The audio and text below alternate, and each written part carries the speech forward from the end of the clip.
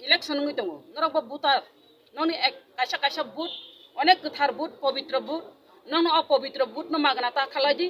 चिनी त्रिपुरा म थावो फायै ओ हानि बागै द फानि बागै सामं तां तंमानिबा नरक फाइ बुत दि फाइदि हिनै नाय हातार तंनाय रंनो बगबगो आर त्रिपुरा तंनाय तो बुत दिनाय न हामबाय। और एक बात क्लियर है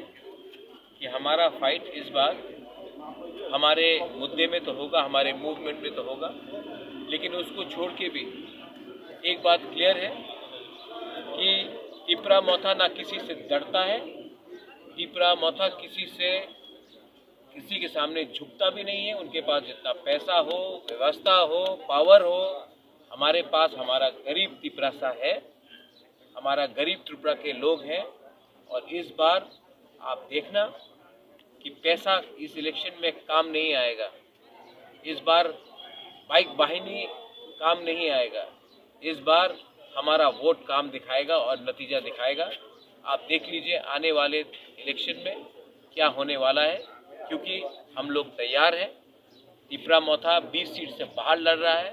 सबके साथ लड़ रहा है, किसी के खिलाफ नहीं लड़ रहा है और त्रिपुरा का डेमोक्रेसी, कॉन्स्टिट्यूशन ऑफ इंडिया को बचाने के लिए लड़ रहा है। हम भाई